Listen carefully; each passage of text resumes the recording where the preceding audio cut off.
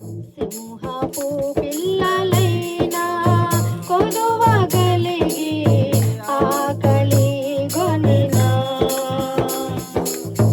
సింహపు పిల్లలైనా కొదువగలిగి ఆకలి గొనినా నీ పిల్లలు ఆకలితో అలమటిల్తురా నీవున్నంత వరకు నీ పిల్లలు ఆకలితో అలమటిల్తురా నీవున్నంత వరకు ఆశ్చర్యకరుడా నా ఆలోచనకర్తవు నిత్యుడగు తండ్రివి నా శాలేము రాజువు.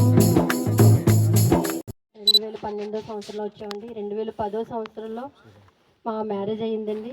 ఇక్కడికి వచ్చి అప్పుడే 13వ సంవత్సరం అవుతుందండి. ఈ సంవత్సరంతో 13 సంవత్సరాలు అయిందండి. మేము పిల్లలు పుట్టకముందే ఇక్కడికి వచ్చామండి. ఇక్కడికి వచ్చినప్పుడు పాస్టర్ గారు అంటే కాలేజ్ అబ్బాయిలా ఉండేవారండి పాస్టర్ గారు. నేను కూడా డ్రెస్సులు వేసుకొని ఉండేదానండి. ఉన్నప్పుడు దేవుడు మాతో అలాగ దైవ వాక్యం ద్వారా మాట్లాడడం, సేవకుల ద్వారా మాట్లాడడం, దర్శనం ద్వారా మాట్లాడడం. పెద్దపాలెం అనే ఊరు తెలుసు కానీ పెద్దపాలెం అనే ఊరు ఎక్కడో తెలిసేది కదండి మాకు. ఆకాశంలో ఇది బంగారు అక్షరాలతో కనిపిస్తున్నాయి. పెద్దపాలెం అనే ఊరు వెళ్ళాలి, మనం అక్కడ సువార్త చేయాలి, అక్కడికి వెళ్ళాలనేసి దైవ శాఖలు చెప్పినా సరే నేను ఊరు తెలుసు కానీ నేను పెద్ద పట్టించుకునేదాన్ని కాదండి. ఒకరోజు ఇంట్లో పరిస్థితుల వల్ల మీరు సేవ చేసేలా ఉంటే మీరు ఎక్కడికి వెళ్ళిపోండి, ఇంట్లో ఉంటే కుదరదనేసి మా అమ్మగారు మా నాన్నగారు చెప్పినప్పుడు మేము ఆర్టీసీ కాంప్లెక్స్కి వెళ్ళిపోయామండి. సామర్లకోట ఆర్టీసీ కాంప్లెక్స్కి వెళ్ళిపోయి ఇక్కడ పెద్దపాలెం బస్సు ఎలా వెళ్తుందండి అంటే పెద్దపాలెం డైరెక్ట్గా బస్సు ఉంటుందమ్మా మీరు వెళ్ళొచ్చు అంటే మాకు టికెట్కి అప్పుడు 14 రూపాయలు తక్కువ ఉన్నాయండి మా ఇద్దరికి. అప్పుడు ఇంకా చాలా తక్కువ ఉంది, టికెట్ కూడా చాలా తక్కువ. ఆర్టీసీ కాంప్లెక్స్ నుంచి పెద్దపాలెం వరకు రావడానికి చాలా తక్కువ అండి. ఇప్పుడు ఇంకా పెరిగిపోయింది, 70 రూపాయలు అయిపోయింది. అప్పుడు మా ఇద్దరికి 14 రూపాయలు ఎంత తక్కువ ఉంటే కండక్టర్ గారు పర్వాలేదమ్మా మీ ఇద్దరిని చూస్తుంటే నేను పెట్టుకుంటాను డబ్బులు, రండి మేము పెద్దపాలెం నేను అక్కడికి వెళ్తుంది బస్సు డైరెక్ట్గా అంటే ఇక్కడికి వచ్చామండి. వచ్చిన తర్వాత పెద్దపాలెం ఊరంతా సువార్త చేసిన తర్వాత కిత్తమూరుపేట ఒక పాస్టర్ గారి ద్వారా వచ్చామండి. కిత్తమూరుపేట కొంచెం ఎదరికి వెళ్ళాలి, అక్కడ ఉండేవాళ్ళం అండి. అక్కడ ఉన్నప్పటికీ ఆ ఊరోళ్ళు ఏంటి అక్కడ పరిస్థితి ఏంటంటే అండి ఆడోళ్ళకి ఒక భర్త ఉండడు, ఆ మగవాళ్ళకి కూడా ఒక భార్య ఉండదు. అలాగా పగలు రాత్రి ఏంటనేది తాగడం, తంగనాలాడడం, పెళ్ళిళ్ళు అలాంటివి ఏమి ఉండవండి ఈ ఊర్లో. అలా ఉండకపోతే మేము వచ్చినప్పుడు మేము పిల్లల్లా ఉండేవాళ్ళం, కాలేజ్ అబ్బాయిలా ఉన్నప్పటికీ ఆ ఊరోళ్ళు అందరూ ఏమనుకునేవారంటే అండి వీళ్ళు ఎక్కడి నుంచి వచ్చేసారు ఏంటో అనేసి మా మీద కూడా తప్పుడుగా మాట్లాడుకోవడం అన్నీ అనుకునేవారండి. ఈ ఊరోళ్ళు ఏమనుకున్నా పర్వాలేదు, మన దేవుడి కోసం వచ్చామండి, దేవుడి కోసమే మనం సేవ చేయాలి, ఎవరేమనుకున్నా పర్వాలేదు, దేవుడు ఈ నిందనన్నిటిని వందలుగా మారుస్తాడు. ఒక రోజు అన్నప్పటికీ ఒక పాస్టర్ గారు కూడా ఈ ఊర్లో పాస్టర్ గారు కూడా మన పాస్టర్ గారిని కొట్టారండి. కొట్టినప్పటికీ వెళ్ళిపోండి మా సేవలో మా నోటి దగ్గర మీరు పోగొట్టడానికి వచ్చారు, మీరు ఎక్కడి నుంచో వచ్చారు, నీకు ఈవిడి కాదు ఇంకో భార్య ఉన్నదేమో అంటే ఆ ఊరు పరిస్థితిని బట్టి అలా మాట్లాడిందండి ఆవిడకి కూడా మా కోసం అసలు ఏం తెలియదండి. తెలిసినా సరే ఆవిడ తెలుసున్న రోజుల్లో కూడా ఆ పాస్టర్ గారు కూడా వెళ్ళి ప్రతి ఊరు వెళ్ళి ఈ పాస్టర్ గారు కరుణకుమార్ గారు ఎక్కడి నుంచి వచ్చేసారంట, వేరే ఆవిడని తీసుకొచ్చేసారంట, ఆయన ముందు పెళ్ళిందంటే ఎన్నెన్నో పుకార్లండి. వాళ్ళకి ఉద్యోగం చేస్తలేదు, ఇద్దరు ఉద్యోగం చేయట్లేదు, ఎలాగా వాళ్ళ కుటుంబం పోషించబడుతుందని కొంతమంది బయట ఆయన సైకిల్ మీద సేవ చేసినప్పుడు పరిచయం చేసినప్పుడు అక్కడికి వెళ్ళినప్పుడు కాకినాడ కూడా ఇక్కడి నుంచి అండి కిత్తమూరుపేట అంటే ఇక్కడ ఇంకా 1/2 కిలోమీటర్ ఎదరికి వెళ్ళాలండి. ఇక్కడ నుంచి కాకినాడ వెళ్ళి ఏమన్నా వాళ్ళ అమ్మగారు బియ్యం ఇచ్చినా మా అమ్మగారు బియ్యం ఇచ్చినా కాకినాడ వెళ్ళి సైకిల్ మీద నుంచి తెచ్చేవారండి. అలా ఎన్నోసార్లు 10-15 సార్లు సైకిల్ నడిపేటప్పుడు పాస్టర్ గారు వెళ్ళి తెచ్చినప్పుడు మేము అలా ఉండి పిల్లలు పుట్టారండి. అప్పుడు మాకు అసలు పిల్లలు లేరండి, మాకు ఇక్కడికి వచ్చినప్పటికి ఇద్దరికి కూడా పిల్లలు లేరండి. దేవుని దర్శనం ద్వారా ఈ ఊరు వచ్చాము. వచ్చిన తర్వాత పిల్లలు ఎదిగొచ్చారు, పెద్దపాలెం వెళ్ళామండి. పెద్దపాలెం వెళ్ళినప్పటికీ అక్కడ ఉన్నప్పటికీ పిల్లలు అక్కడ జాయిన్ చేస్తాం, దేవుడు ఇక్కడ చూపించాడండి. ఇక్కడ జగన్ గారి స్థలాలు ఇచ్చారండి, అన్నీ జగన్ గారి ఇచ్చిన స్థలాలండి. ముళ్ళు కంపలన్నీ ఎదిగిపోయినాయి కానండి మా ఇల్లు స్థలం ఇంకోండి కొంచెం ఆ ఎదరైతేనే మేము ఇక్కడ ప్రార్థన చేసుకోవాలని అనుకున్నప్పటికీ ఇక్కడ స్థలాలు ఇవ్వలేనప్పుడే నాకు దేవుడు ఇక్కడ ఈ కొండ అండి, ఇదిగోండి ఎదురుగుండ కనిపిస్తుంది కదండి, ఈ కొండ మీదనే ఒక సిలువు పట్టుకొని ఇక్కడ ప్రార్థన చేస్తున్నారంటే పాస్టర్ గారు, అది పాకో తెలీదు, పెంకుటిల్లో తెలీదు, ఏదో తెలీదు. ఒక సిలువుని ఎత్తుకొని ఒక పొడవుగా ఎత్తుగా ఉన్నారండి. ఆయన చాలా పొడవు ఉన్నారు మనిషి. చెక్క సిలువు పెట్టుకొని ఆ చివరి నుంచి ఈ చివరి వరకు, ఈ చివరి నుంచి ఆ చివరి వరకు నడుస్తున్నాడండి. ఇక్కడ ఈయన ప్రార్థన చేస్తుంటే అక్కడ ఆయన నడుస్తున్నాడండి. ఆయన వెనకాల ఒక చిన్న పిల్లోడు సిలువు పట్టుకున్నాడండి, చెక్క సిలువు పట్టుకొని. ఇక్కడ ఈయన ప్రార్థన చేయకపోతుంటే వాళ్ళు అక్కడ ఆగిపోతున్నారండి. ఎక్కడ ప్రార్థన చేస్తుంటే అక్కడ నడుస్తున్నారు, ప్రార్థన చేయకపోతుంటే అక్కడ ఆగిపోతున్నారండి. అదేంటండి, ఈ ఊరోళ్ళు అందరూ అన్నారండి, ఇక్కడ జగన్ గారి స్థలాలు ఇచ్చారు, ఇక్కడ ఒక ఇల్లు కూడా అవ్వదన్నారు కదా, చూడండి అదిగో మేఘస్తంభం, ఆకాశం నుండి మేఘస్తంభం ఆ కొండ మీద అలా దిగడం నాకు దేవుడు చూపించాడండి. దిగడం దేవుడు చూపించినప్పుడు నేను ఈ ఊరోళ్ళు అందరినీ ఇక్కడ ఏ ఇల్లులు అవ్వు అంటున్నారు, ఇక్కడ 10 ఇల్లులు కట్టి ఉన్నాయండి. అప్పుడు 10 ఇల్లులు కట్టి ఉంటే ఇక్కడ ఊరు అవ్వదన్నారు కదమ్మా, ఇక్కడ దేవుడి స్థలం కాదన్నారు.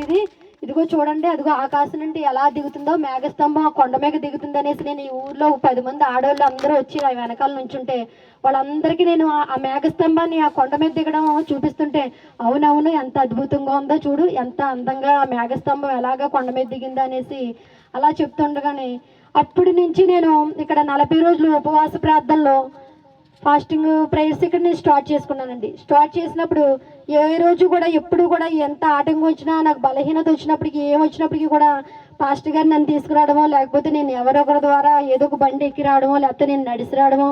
ఇదిగోండి ఇక్కడ చెట్టు దగ్గర ప్రార్థనా స్థలం అని ఇక్కడ బోర్డు కట్టుకున్నానండి. అప్పుడు పాస్టర్ గారు ఇక్కడ నేను 40 రోజులు ప్రార్థన చేసినప్పుడు పాస్టర్ గారు ఇక్కడ పందిరేసి, ఇక్కడ ఆ పందిరి వేయడానికి ఒక బరం కూడా లేకపోతే చీర కట్టి ఇవన్నీ మేము ఇలా ఇవన్నీ చెట్లు ఎదిగిపోయి ఉన్నాయండి. చెట్లు ఎదిగిపోయి ఉన్నప్పటికీ ఇక్కడికి వచ్చి ప్రార్థన చేసి దేవుడు సొలొమోను అంటే సొగసైన మందిరాన్ని ఇక్కడ కట్టిస్తాడని వాగ్దానం చేశాడండి. ఆ వాగ్దానాన్ని నేను నమ్ముతున్నాను. అందువల్ల ఇక్కడ ప్రార్థనా స్థలం అని బోర్డు పెట్టి, ఈ స్థలం మాది కూడా కాదండి, అవి ఎదరండి మా స్థలం ఇచ్చింది, కానీ ఇక్కడ చెట్టు ఉన్నదనేసి ఈ చెట్టు దగ్గర మేము ప్రార్థన చేయడం స్టార్ట్ చేసామండి. ఇది 20 సంవత్సరాలు బట్టి ఈ చెట్టు ఉన్నదంటండి.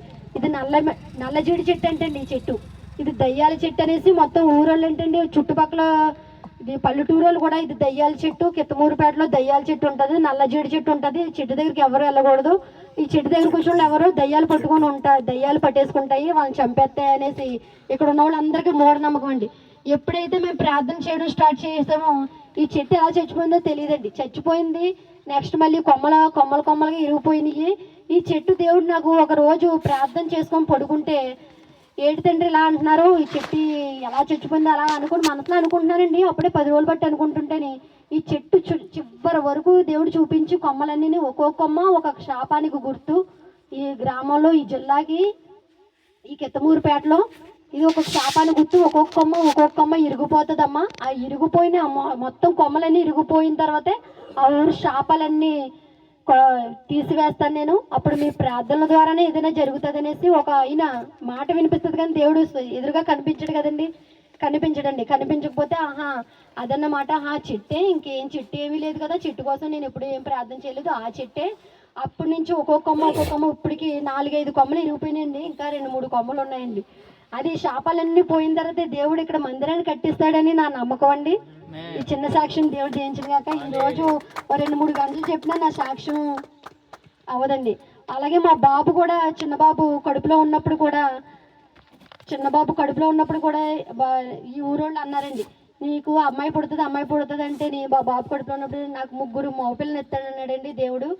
నిజంగానండి. అంటే అమ్మ నీకు ఇప్పుడు 2వ నెల కదమ్మా, నీకు అమ్మాయి పుడతాడు నీకు ఎలా తెలుసు, డాక్టర్ గారు కూడా తెలియదు కదా అంటే, లేదండి నాకు అబ్బాయే పుడతాడండి, నాకు 3 మగపిల్లలు ఎత్తానన్నాడండి దేవుడు. లేదండి అంటే, మా దేవుడు గొప్ప దేవుడు అయితే మీరందరూ దేవుడు నమ్ముకోవాలనేసి ఈ ఊర్లో చాలా మందికి చెప్పానండి. కొంతమంది నవ్వివ్వరండి, మా నాన్నగారు కూడా నవ్వారండి. మా అమ్మగారు నవ్వలేదు, కానీ మా నాన్నగారు కూడా ఇదేంటి ఎదవలాగా మాట్లాడుతున్నావు అలా ఇలాగా నేను మాట్లాడివ్వరండి. పర్వాలేదు, నా దేవుడు గొప్ప దేవుడు, చేస్తాడు అంతే. ఒక్కొక్కసారి డౌట్ వచ్చినా, లేదు దేవుడు మాట ఇచ్చిన దేవుడు నెరవేరుస్తాడు కదా అన్న తర్వాత మా చిన్నబాబు పుట్టిన తర్వాత కూడా ఈ ఊరోళ్ళు కూడా చాలా మంది నమ్మారండి. నెక్స్ట్ మా నాన్నగారు కూడా నమ్మకం వచ్చిందండి. మా నాన్నగారు కూడా బాప్తిసం తీసుకున్నారు, దేవుళ్ళలోనే ఉన్నారండి. మా కుటుంబం అంతా దేవుళ్ళలోనే ఉన్నారండి. అలాగనే ఈ జీవజాల తరపున మేము సేవ చేస్తున్నప్పటికీ ఎంతగానో మాకు దేవుడు సహకరించాడండి. బండి మీద వెళ్తాను, బండి మీద మిమ్మల్ని తీసుకెళ్తానా నా జీవితంలోని అని అనుకునేవారండి మా పాస్టర్ గారు.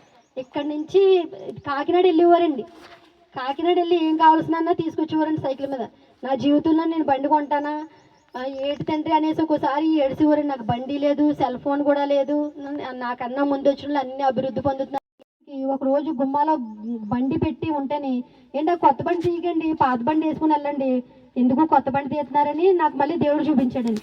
ఆ దేవుడు చూపించిన ఒక వారం రోజులకే రాజయ్య గారు, ప్రశాంత్ గారు కూడా చెప్పి ఇదిగో బండి ఇలా ఇవ్వాలనుకుంటున్నారండి మీకు అయ్యగారు, జార్జయ్య గారు అని అనేసినప్పటికీ నాకు చాలా చాలా ఆశ్చర్యం కలిగించిందండి. దేవుడు ముందు ముందు అలా జరగబోయి చూపించాడండి. ఆయనకు నమ్మకంగా ఉండి సేవ చేసినప్పటికీ ఎంతగానో రాజయ్య గారు, ప్రశాంత్ గారు మాకు ఎంతగానో బండి విషయంలో మాకు ఎంతగానో సహాయం చేశారండి. బండి విషయంలోనే కాదండి, చాలా విషయాల్లో కూడా దేవుడు మాకు ఎంతగానో సహాయం చేస్తున్నాడండి. మా కుటుంబ పోషణ విషయంలో కరోనా టైంలో ఎవరింటికాడ ఏమీ లేకపోయినా సరే మా ఇంట్లో సమృద్ధిగా రోజు ఎప్పుడు టిఫిన్ చేయలేని దాన్ని కరోనా టైంలో రోజు టిఫిన్ చేసుకునేవాళ్ళండి. మేము రోజు టిఫిన్ చేసుకునేవాళ్ళండి. మా పిల్లలు కూడా రోజు ఏంటమ్మా స్కూల్ ఉన్నప్పుడు ఇలా చేయవు, స్కూల్ లేనప్పుడు ఇవన్నీ చేస్తున్నావు మాకు అని అడిగేవారండి. కరోనా టైంలో కూడా దేవుడు మమ్మల్ని ఎంతగానో, మా పాస్టర్ గారికి నాకు కూడా కరోనా వచ్చిందండి, ఇద్దరికి వచ్చింది. ఇద్దరి మధ్యలో కూడా పిల్లలు పడుకున్నారండి. పడుకున్నప్పటికీ పిల్లలకి ఎటువంటి హాని దేవుడు లేకుండా అద్భుత కార్యం చేశాడండి. ఇంకా దేవుడు ఎన్నో కార్యాలు చేస్తానని దేవుడు వాగ్దానం చేశాడండి. ఇక్కడ వృద్ధుల ఆశ్రమాలు కడతారో, మీరు అనాథాశ్రమం కడతారో, దేవుడు సంఘం కడతారో, ఇక్కడ ఎన్నో ప్రణాళికతో దేవుడు ఉన్నాడండి. ఆ నమ్మకంతోనే ఇక్కడికి 40 రోజులు వచ్చి 2021 నుంచి స్టార్ట్ చేసామండి. 4 సంవత్సరాలు 41 రోజు చేసామండి. ఈ సంవత్సరం కూడా ఇదిగో 5వ తారీఖు నుంచి 41 రోజు స్టార్ట్ చేసి ఇంకా అద్భుత కార్యంగా దేవుడు సంవత్సరం తరబడి ఎన్నో ఆశ్చర్య కార్యాలు చేయాలని ఈ చిన్న సాక్ష్యం సమయం ఇచ్చిన రాజయ్య గారికి ఎన్నో వందనాలండి. పాస్టర్ అందరికీ వందనాలండి. ఆమేన్.